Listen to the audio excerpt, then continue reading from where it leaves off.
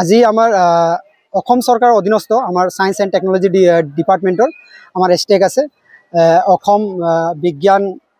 প্ৰযুক্তিবিদ্যা আৰু পৰিৱেশ পৰিষদৰ অধীনস্থ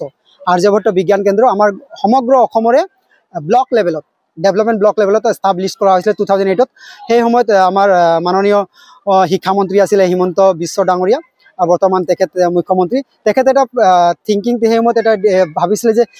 ভিলেজ এৰিয়া গাঁও এলেকাত আমি বিজ্ঞানৰ ক্ষেত্ৰত কেনেকৈ আগবঢ়াই লৈ যাব পাৰোঁ সমাজখনক তো সেই হিচাপে তেওঁলোকে আৰ্যভট্ট বিজ্ঞান কেন্দ্ৰ এষ্টাব্লিছ কৰিছিলে আৰু এই হিচাপে আমাৰ ইটাখুলি ব্লকতো এষ্টাব্লিছ কৰা হৈছিলে 2008 আৰু সমান্তৰালে প্ৰত্যেক বছৰে তেওঁলোকৰ গাইডলাইনছ আহে আমাৰ অসম চৰকাৰৰ পৰা বিভিন্ন কাৰ্যসূচী হাতত ল'বৰ কাৰণে তেনেকুৱা এক কাৰ্যসূচী আছে আমাৰ বছৰিকা আমাৰ এনুৱেল প্ৰগ্ৰাম হয় আজি এনুৱেল প্ৰগ্ৰাম ইয়াত অনুষ্ঠিত কৰা হৈছে এই প্ৰগ্ৰামত আমি আমাৰ বিশেষ কৰি মডেল কম্পিটিশ্যন বিদ্যালয়ৰ ছাত্ৰ ছাত্ৰীৰ জৰিয়তে মডেল ইয়াত বিভিন্ন বিদ্যালয়ৰ যিবোৰ আমাৰ ব্লক লেভেলৰ অন্তৰ্গত আছে তেওঁলোকে ইয়াত অংশগ্ৰহণ কৰে মডেল লৈ আহে লগতে এক্সটেম্পৰ স্পীচ বিজ্ঞান ভিত্তিক এক্সটেম্পৰ স্পীচ যি আকস্মিক বক্তৃতা আছে এই প্ৰতিযোগিতা অনুষ্ঠিত কৰা হয় তাৰ লগতে আমাৰ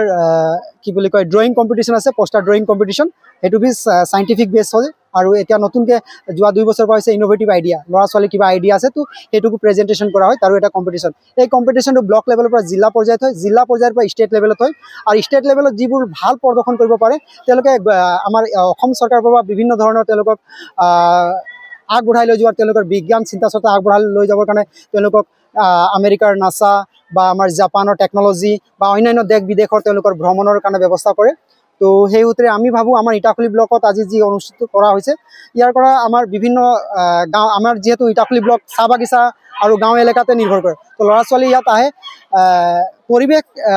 যিমান পাৰি আমি চেষ্টা কৰোঁ তেওঁলোকৰ চাইণ্টিফিক পৰিৱেশ এটা দিবৰ কাৰণে চিন্তা চৰ্চা কৰিবৰ কাৰণে তো আৰ্যভট্ট সদায় ট্ৰাই কৰি আছে আৰু ইয়াৰ পৰা এডিশ্যনেলি বহুত লাভ হয় আগতে 2008 আগতে এই এলেকাত আমাৰ BSc কৰা ল'ৰা ছোৱালী তেনেই তাকৰ আছিল BSc কৰা বিদ্যালয়ত নাই প্ৰায় প্ৰাইভেট স্কুলবোৰত তেওঁলোকে আৰ্টছৰ শিক্ষকসকলে মানে আমাৰ কি বুলি কয় তেওঁলোকে টিউশ্যন কৰাই প্ৰাইভেট স্কুলত তেওঁলোকে ছায়েন্স পঢ়াই থাকে মেথছ পঢ়াই থাকে সেই সময়ত আমাৰ ইয়াত নাই এই বৃহত্তৰ এলেকাবোৰত প্ৰায় আপোনালোকে চাব নাছিলে কিন্তু আমাৰ যেতিয়া আৰ্যভট্ট ছায়েন্স চেণ্টাৰ ইয়াত ইষ্টাব্লিছ কৰা হ'ল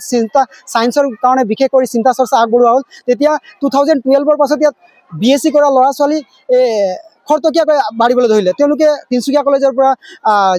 বটনী মেজৰ লৈ বা ৰয়েল BSc কৰা ল'ৰা ছোৱালীবোৰ আগবাঢ়ি আহিলে আৰু তেওঁলোকে চাইণ্টিফিক যিবোৰ চিন্তা চৰ্চা এইবোৰ আগবঢ়াই লৈ গ'ল এইটো সময়ত আপুনি ক'ব পাৰে যে মহাকালী চাহ বাগিচা খেতুপথাৰ হুকানি হেবেদা খেতুপথাৰ আপোনাৰ অলকানন্দা আমাৰ ইয়াৰ ওচৰত থকা খেতুজান বিভিন্ন এলেকাত আজিকালি ছায়েন্সৰ ল'ৰা ছোৱালী পোৱা যায় নহ'লে কি হয় তেওঁলোকে আমি ছায়েন্সৰ চিন্তা চৰ্চা নকৰিলে কি হয় আমি ছায়েন্সৰ যিবোৰ মানে আমাৰ বিফাৰ্ম কৰিব লাগে ডিফাৰ্ম কৰিব লাগে নাৰ্ছৰ ল'ৰা ছোৱালীবোৰে BSc নাৰ্ছিং কৰিব লাগে ল'ৰা ছোৱালী নাই চৰকাৰে কোটা দিছে কিন্তু নাই কিন্তু বিশেষ কৰি এই আৰ্যভট্ট ছায়েন্স চেণ্টাৰবোৰ ইষ্টাব্লিছ কৰি দিয়াৰ কাৰণে ইয়াৰ আশে পাশে এই সমাজখনক আগবঢ়াই লৈ যোৱাৰ ক্ষেত্ৰত যথেষ্ট উপকৃত হৈছে বুলি ভাবোঁ আৰু চৰকাৰৰ যি উদ্দেশ্য লক্ষ্য হৈছে এইটো তেওঁলোকে আগবঢ়াই লৈ যাব পৰা সক্ষম হৈছে বুলি মই ভাবোঁ